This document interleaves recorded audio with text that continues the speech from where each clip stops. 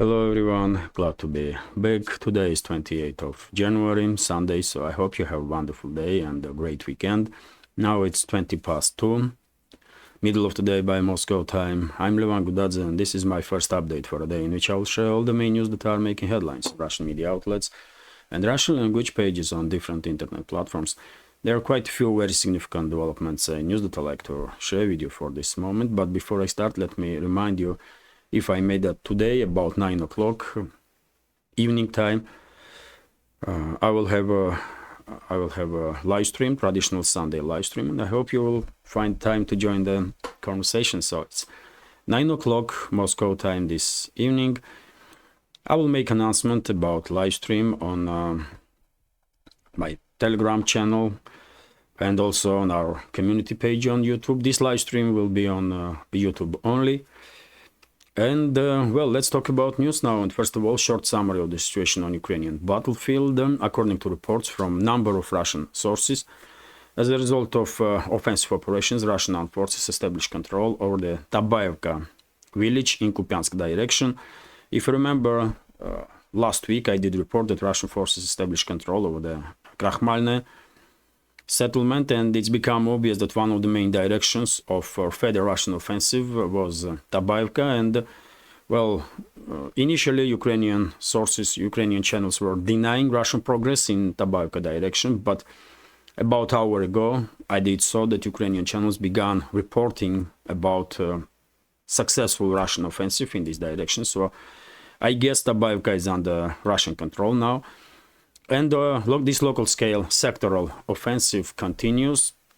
Russian forces are increasing pressure on Ukrainian units all along the front line, although no crucial breakthroughs reported for this moment. Just these sectoral scale changes, like Tabaevka becoming under full Russian control. Of course, it will not make huge difference on the line of contact, but it's still somewhat important success on the line of contact. Well, according to Russian Defense Ministry's yesterday's report on progress of special military operation, during the clashes in previous day, Ukrainian armed forces lost about 650 military personnel and few dozen of military equipment, tanks, armored personnel carriers, artillery systems, and so on. And even though 650 number is lot. It's quite a big number, especially while Russian forces are not conducting large-scale offensive operations. I mean, it's still somewhat decrease in casualty numbers if we compare Russian Defense Ministry's report in previous days, when Ukrainian armed forces were losing about 1,000 military personnel on daily basis. So I guess for last day or two there was somewhat decreased intensity of fire between the sides. Although initiative is in Russian hands, and in upcoming days we may see additional stories that number of strongholds or villages on line of contact become under Russian control. Even Rabotina, by the way. At this point, on Zaporozhye sector of the front line, we may expect Rabotina to become under full Russian control at any point. We may even receive information about it today, because Russian forces are right next to Rabotina settlement in this Orekhov bridgehead, and I guess Ukrainian armed forces would not even try too much to defend this their positions in this area, because it's undefendable. So most likely Ukrainian units will gradually withdraw from not just Rabotina but also from the fields between Rabotina and Verbova. Dear friends, if you are interested in more detailed analysis of the situation on line of contact, of course I will recommend military channels for this. They are providing a great volume of information on that local scale skirmishes and changes on the front. I will continue with additional news. RIA Novosti's report here that fire was extinguished in a theater in Moscow center. This morning, media began reporting that Satire Theater in Moscow was under fire, and over 2,000 of firefighter units were working to save this building. Everyone was evacuated, of course, and for this moment there are no reports about casualties as a result of this fire. And this is the latest news that firefighters managed to extinguish fire, so building is more or less safe, I guess. It's an old building, so if firefighters did not act as fast as possible, building might even collapse. This is historical building, of course. Next information is also breaking news for this moment, that Russian air defense systems shut down a drone over the Bryansk region. No reports about casualties on the ground, or more or less, or any significant damage. TASS news agencies report that head of Crimea, Aksionov, did make statements that all the sabotage and terrorist groups that were operating in Crimea were neutralized by Russian security forces, which is great news. It does make Crimea much more safer, of course, for locals, for tourists. Crimea is one of the major tourist destinations here in Russia. So this is great news, of course. TASS news agencies report that, according to, which is based on article in Washington Post. According to Washington Post, US administration, Biden's administration, is working now on changes in Ukrainian strategy, which will shift from offensive to defensive, and therefore, according to it again, Washington Post, Pentagon no longer working on strategies for Ukraine to reclaim lost territories, and mainly Kiev regime will be focused on defensive operations. Hard to tell if this is the case, if Washington is changing strategy of Kiev regime, but it might, because at this point Ukrainian armed forces have significant issues with manpower, with military equipment, munition, even for defensive operations. Nothing to be said about offensives, which demands significantly high number of everything. Manpower, weapons, munition, you name it. RIA Novosti's report that, Ukraine's Secret Service, SBU, began searching operations in Ministry of Defense, in offices of high-ranking officials in Ukraine's Defense Ministry, and also Lvov Arsenal company, defense contractor. And, in this case, SBU, Ukraine's SBU, is stating that their operation is due to corruption in the Ministry of Defense. Ukraine's Ministry of Defense no less corrupt, or no more corrupt, than any other Ukrainian institution. This is one of the most corrupt countries, or so-called country in the world. And I'm saying so-called because we should always keep in mind that without Western financial aid, state institutions in Ukraine will collapse in a month or two. And this was stated even by head of World Bank. So it's hard to call Ukraine a state when it cannot sustain itself, even for a couple of months. It's a failed state, absolutely. But whatever the case, this is one of the most corrupt countries in the world. And because accent is made on defense ministry, I guess this is yet another step towards escalation between Zaluzhny's camp, and Zaluzhny, of course, being head of Ukraine's general staff, and Zelensky's camp. And SBU is formally, at least, in Zelensky's camp. Although we all know that in reality, SBU run by CIA, US CIA. Let's see how will Zaluzhny respond on this step towards escalation from Zelensky. TASS news agencies report that Greece will receive from US modernized infantry fighting vehicles, some frigates, and additional weapon systems in exchange of Soviet and Russian produced air defense systems that supposed to be transferred to Kiev regime. And this morning, by the way, I did share on my Telegram that Athens agreed, Greece government agreed on this proposal of Washington, and most likely in exchange of F-35s, in exchange of additional weapon systems, Ukraine will receive from Greece Tor, OSA, S-300 air defense systems, maybe some additional weapons also, and munition, of course, by the way, missiles for these air defense systems.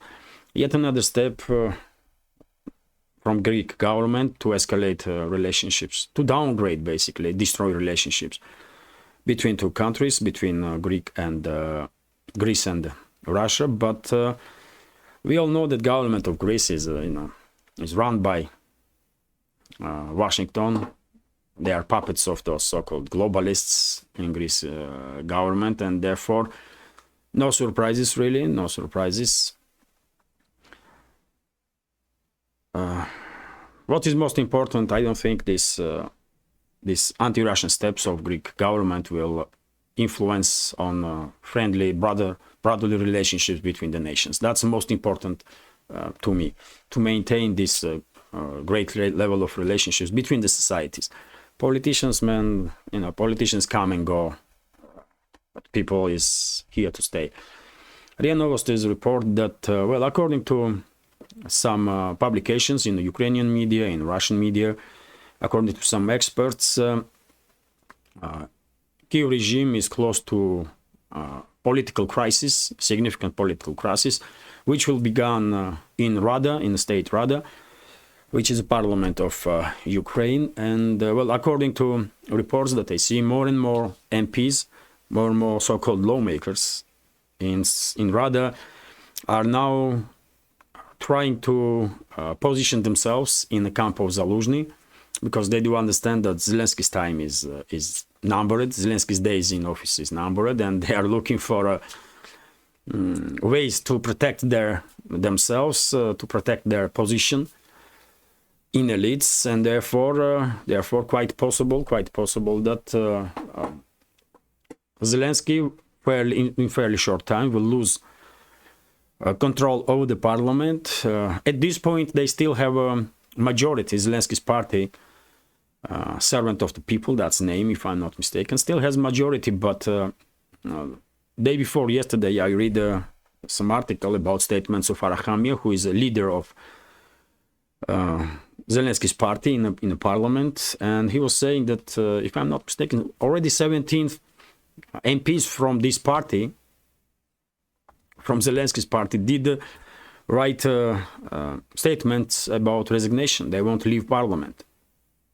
They no longer want to stay in parliament, because they know that with Zelensky, they will think also. They will think also. They understand that entire this political party and everything that is built around Zelensky is a sinking ship, and they want to run while they still have a chance to do so. So, well, let's see. Rats are running from a sinking ship first, and well, Ukraine's Rada definitely may be seen as a sinking ship, and well, rats already are running. So Kiev regime is close to significant political crisis.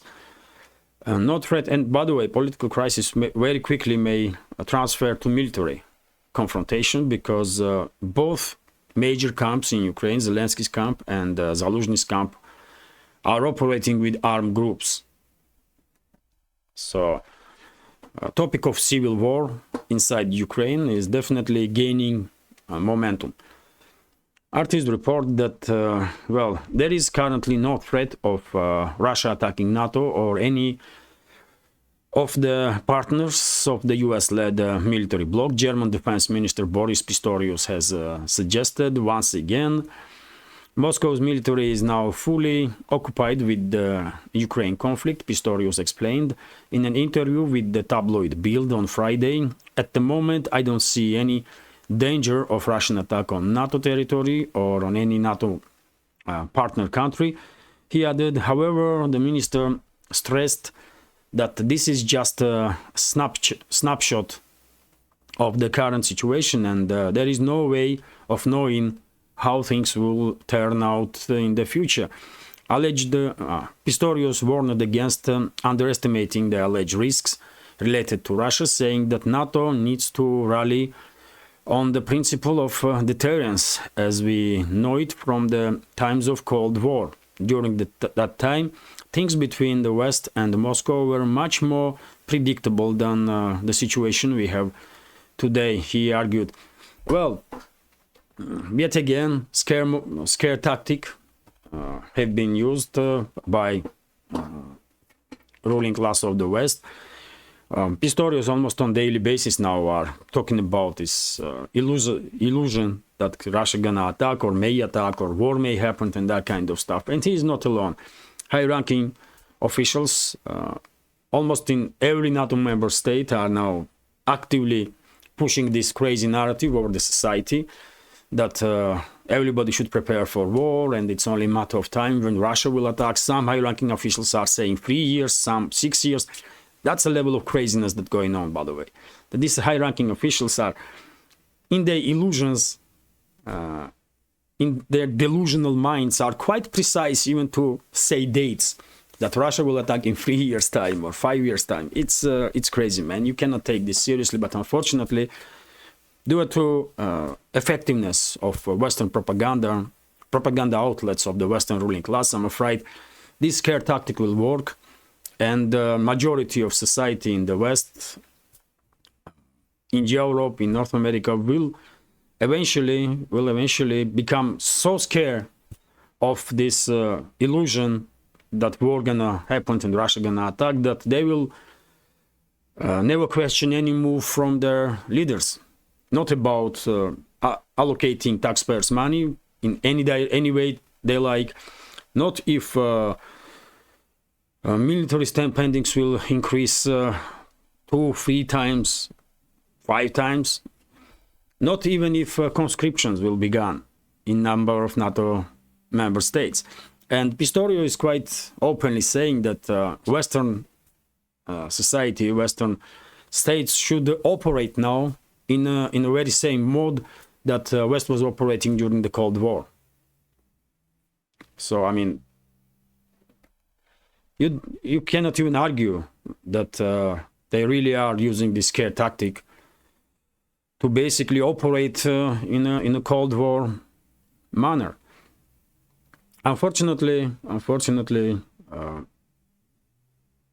I think there is not even slight chance that independent media outlets on internet will be able to battle effectively enough these huge propaganda outlets of the West, and therefore most likely vast majority of society in the West will eventually get scared so much that, as I said, man, they will not oppose to nothing that comes from these crazy so-called elites. Anyway, let's continue. Seizing Russians' money would endanger Europe, according to Italian Central Bank. This topic of Russian frozen assets is constantly circulates in media. Let's read several sentences here. Using the euro as a tool in sanctions war and political disputes would harm the currency's image and standing, Bank of Italy Governor Fabio Panetta warned on Friday. He was commenting on the discussions in Brussels regarding frozen Russian assets. The EU and the US, Japan and Canada froze some 300 billion of Russian central bank's assets in 2022 as a part of Ukraine-related sanctions against Moscow. Some 200 billion of this is held in the EU jurisdiction, largely in the Belgium clearinghouse Euroclear. Brussels is currently working on plans to apply a windfall tax to profits on those frozen Russian assets. However, Italy is one of the several EU member states, including Germany and France, that have been skeptical of moves involving the assets, arguing that using them could prompt investors from other countries to doubt the safety of their own holdings in the EU and quit the bloc's market, ultimately weakening the euro. Well, I think this is not a matter of if. This is definitely a matter of when foreign investors will begin intensively remove their investments from Western economies. I mean, those investors must be clever, isn't it? If they manage to have enough assets that they can invest in foreign countries, like in Eurozone, for example, and if they are smart enough, then I guess they will already are looking for ways to withdraw the funds from Europe. Because even talk about possibility that Russian assets will be stolen is so damaging that I don't know, man. If I was an investor, I would not wait, man. I will withdraw my investment straight away. And I guess in upcoming months and years, Europe and Western economies in general will see huge outflow of funds and assets from their economies. This is just inevitable process, in my understanding. And same I can say about Russian frozen assets. Those assets will be stolen one way or another. But as I said many times before, Western ruling class not gonna, stop, and they're gonna stall these assets, 100%. Israel rejects outrageous ICJ genocide ruling. Well, of course, all of you are informed about ruling of ICJ, and well, Israeli government has brushed off ruling by the International Court of Justice. This is, by the way, UN. This Court of Justice is under UN, so they are ICC, International Criminal Court, which is in European institution, one may say, totally corrupt, total garbage. This one, I don't have any trust in this institution also, as I don't have a trust in UN. But at least for now, this ICJ has a little more reputation than ICC, which have no reputation at all. And well, let's read several sentences. Israeli government has brushed off ruling by International Court of Justice, ordering it to prevent genocide of the Palestinian people. Prime Minister Benjamin Netanyahu declared that the very claim that Israel is committing genocide is not only false, it's outrageous. Well, the world definitely thinks differently. The Hague-based court ruled on Friday that the State of Israel shall take all measures to prevent the commission to prevent the genocide in the Gaza, and punish any member of its military who commit genocidal acts, punish all public calls by officials for genocide, and immediately allow more humanitarian aid into the Palestinian enclave. Well, Israel not gonna do any of it. Netanyahu's government not gonna comply to this ICJ, and we all knew it from very beginning. Israeli government don't cares, man, you know, and Netanyahu don't cares.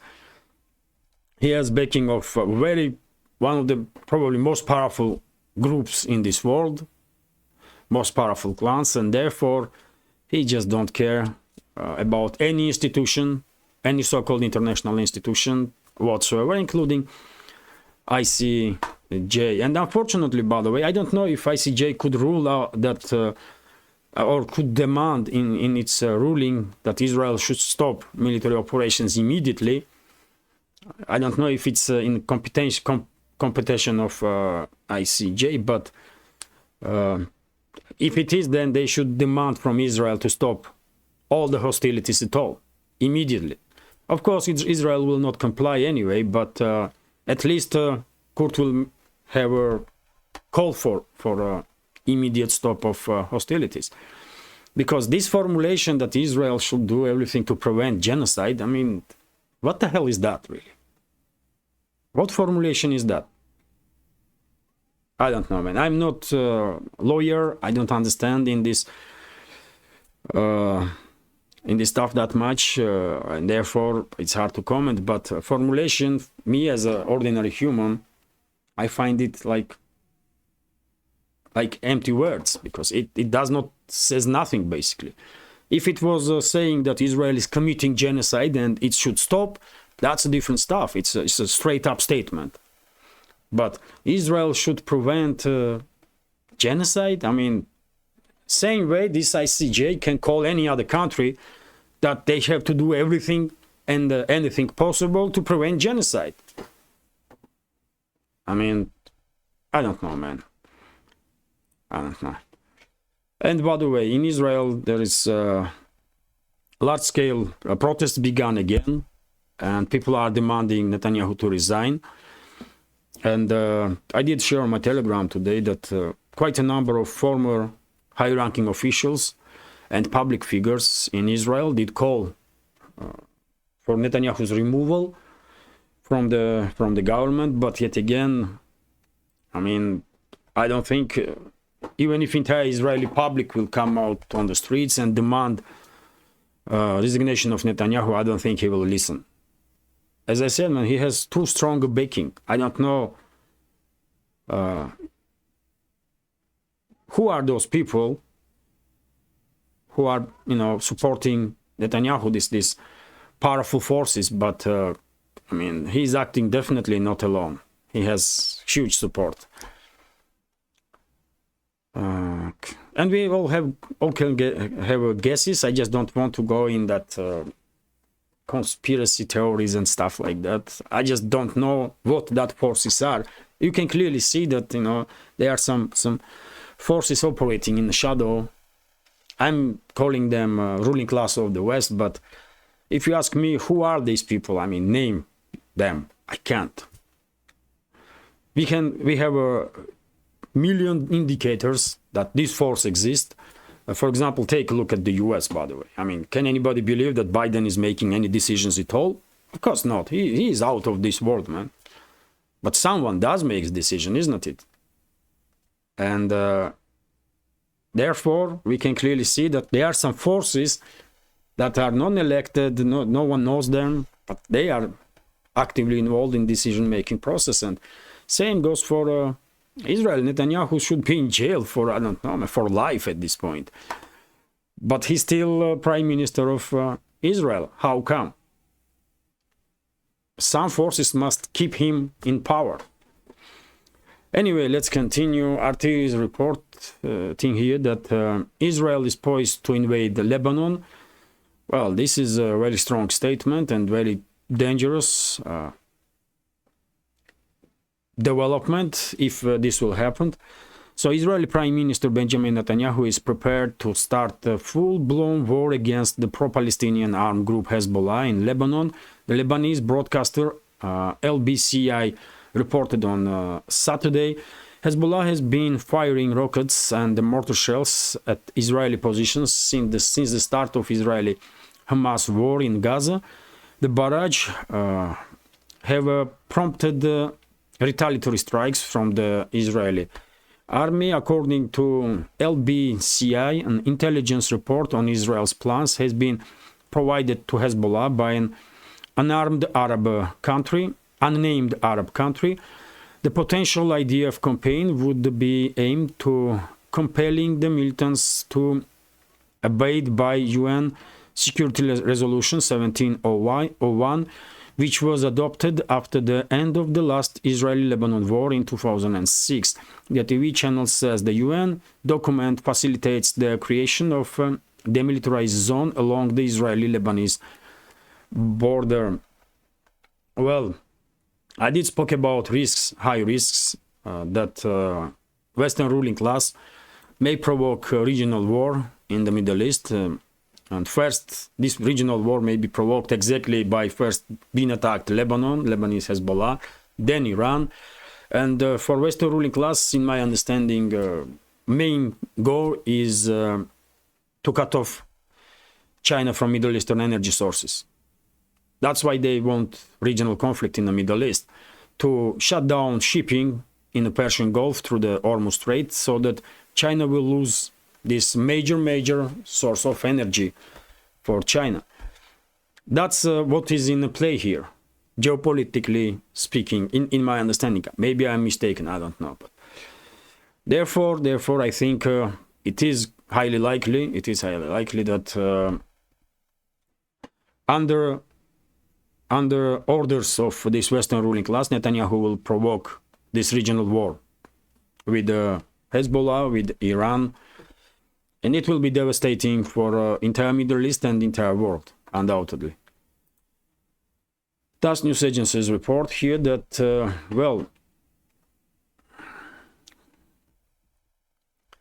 US lawmakers support transfer of F-16s, US F-16 fighters, US-made F-16 fighters to Turkey. Well, this is first, let's say, results of the trade between Turkey and the US, Turkey and other NATO member states, on topic of Sweden. Of course, there was some trade. Turkey was promised something, including F-16s, if Turkey will vote green light, basically, Sweden to join NATO. And well, we are now seeing first results of that trade. So Turkey will receive F-16s, and I would not be surprised if in number of months' time, in 3-5 months' time, Washington will announce that Turkey may receive even F-35s. That's a possibility. Unlike that it will happen, but I mean, there are some chances, I guess, because Turkey was desperate to receive those F-35s, and contract breakdown between Turkey and the US because Turkey buy S-400 air defense systems from Russia. And Washington was not happy about it. Of course, you remember that story. And as a result, Turkey was denied to receive F-35s. Well, F-16s are, I mean, it depends what type of F-16s Turkey will receive, but the latest variations of F-16s, they are very capable fighter jets, undoubtedly. One of the best fourth-generation fighter jets that there is on the market. RTs report that Biden promises to shut down border if lawmakers pass budget deal.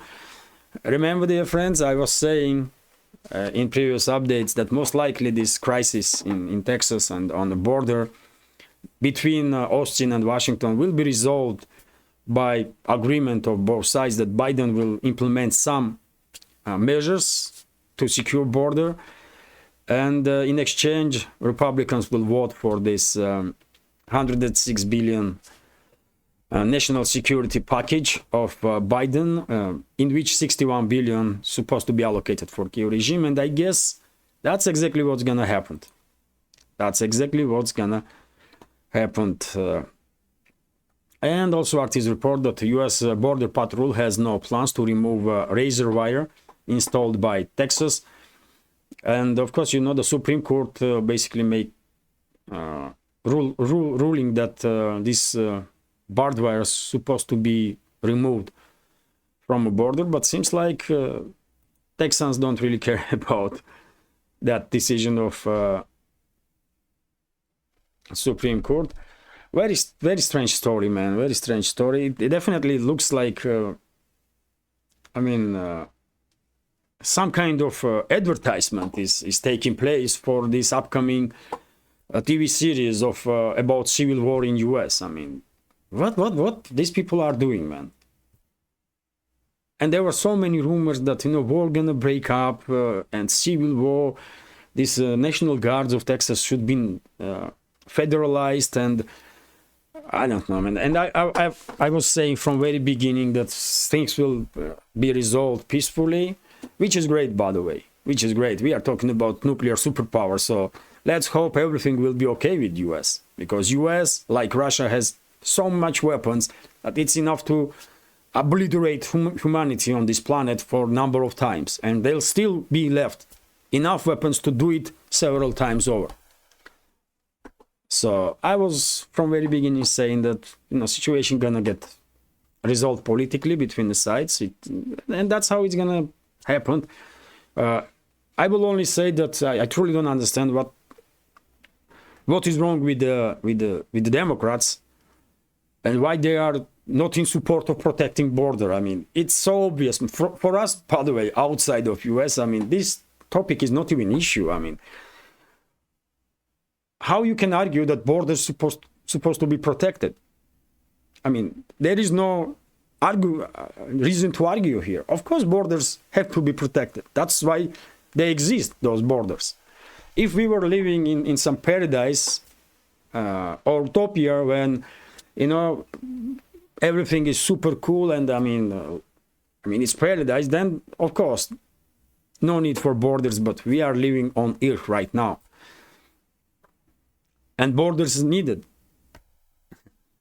Anyway, man, let's continue. TASS News Agency's report that this morning about 11:40, gunmen opened fire in Catholic church in Istanbul.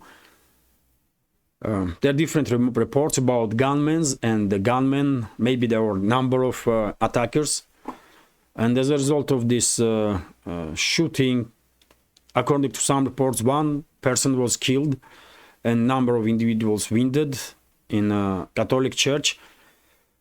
And according to other reports, 2 individuals were killed. Tragedy of course. And police in Istanbul are conducting now operations to locate those criminals, terrorists, I will say, because this is clearly terrorist attack on a church. RIA Novosti's report that French farmers are threatening to block Paris, capital of France. And recently, probably, you know, of course, all of you noticed that farmers are, losing it in Europe, in number of countries. Probably they had enough of craziness of their governments, and they are, you know, more and more active. I do see some videos, man, from France, for example, when farmers are doing quite a stuff, man. I mean, I don't know, man. You have to make these peaceful, hardworking people. I mean, you have to really try to make them this angry, man. And I guess French government managed to do so. And same can be said about farmers in Germany and in Italy, in Poland, just about everywhere, man, all along the EU. And I guess this protest will not stop. Because I don't see any indicator that governments are reacting on these protests and are willing to make some changes in their policies. At least for now, that's how it is. RT's report that top Wall Street banker issues a dire warning on US economy. Well, let's read several sentences here. The US economy is heading towards disaster as the vast national debt continues to mount, JP Morgan CEO Jamie Dimon said in an interview with the Fox News earlier this week. According to the chief executive of the nation's largest bank, the situation urgently needs to be tackled by the government before it causes a major economic crisis. It is a cliff. We see the cliff, Dimon said. It's about 10 years out. We are going 60 miles an hour towards it. It's about 10 years out that we are going 60 miles an hour towards this cliff. The top executive agreed with the view of former House Speaker Rand Paul, who has called the snowballing debt the most predictable crisis we've ever had. The warning were issued by Rand and Dimon during the panel discussion at the Bipartisan Policy Center on Friday. U.S. government federal debt topped $34 trillion for the first time in history at the end of December, It's now amount to about 102,000 for an average American family of 3. In 2023 alone, it grew by more than 4 trillion. US total public debt is roughly equivalent to the economies of China, Germany, Japan, India, and the UK combined, as pointed out by the Peter G. Peterson Foundation. Well, topic is serious, of course. US has huge debt. 34 trillion is not a joke, man. But I mean, I think there is a way how US gonna deal with this. They're gonna denominate dollar. They're gonna push further this world to stay away from a dollar, so that eventually dollar will become denominated. More dollars will be printed, of course, simultaneously to speed up this process. And at some point, $100 in 5-10 years time, $100 then will be like dollar now. And that's how US gonna pay back its debt, with empty papers, with the dollars that will have no weight no more.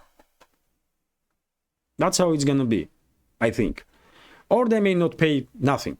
They may provoke world war. Western ruling class may provoke world war, and they can destroy entire world, and therefore there will be no one left to pay back this debt.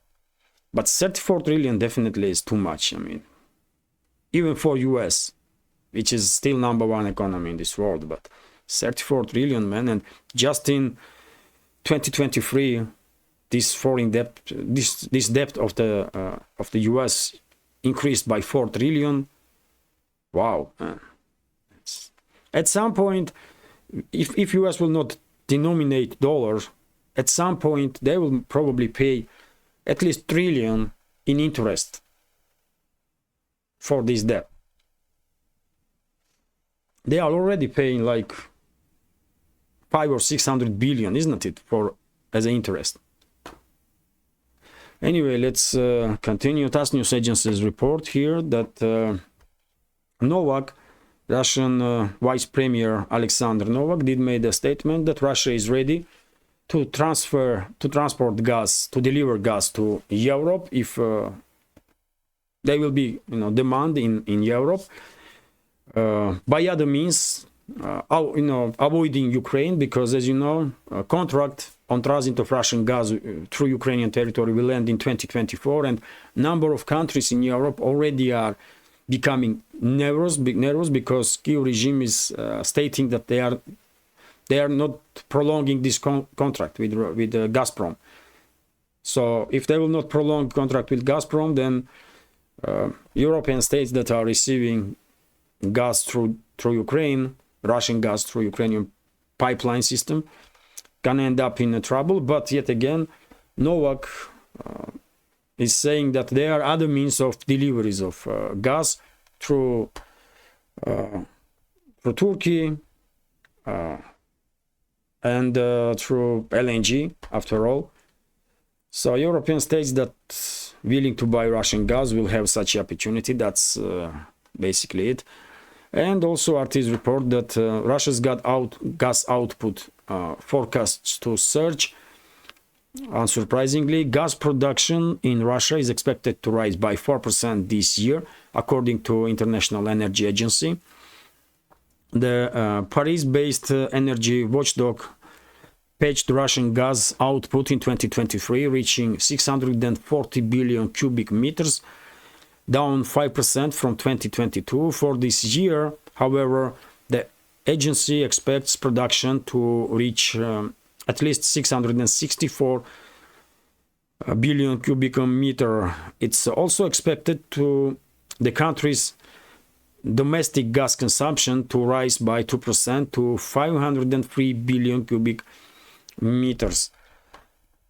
Okay.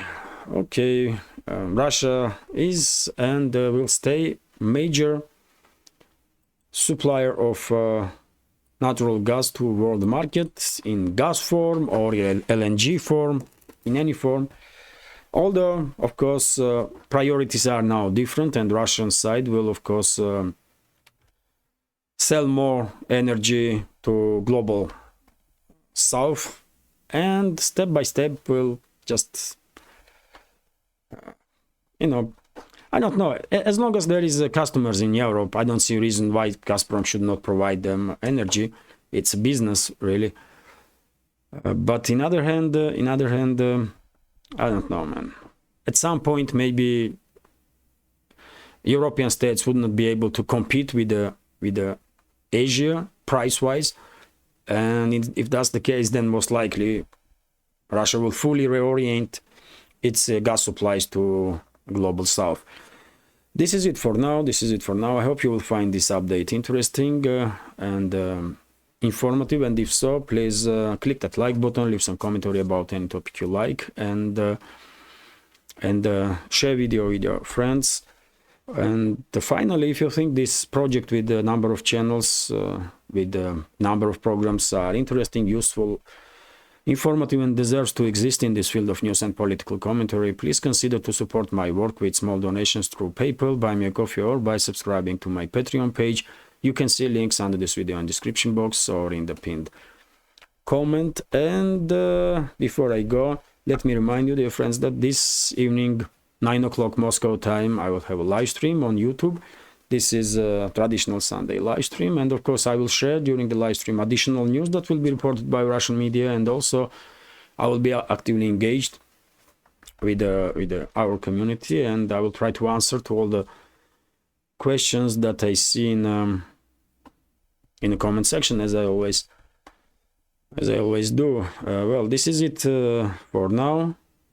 Once again, I wish you a nice day. I hope you have a great weekend. And well, take care. See you this evening, 9 o'clock on the live stream. Bye for now.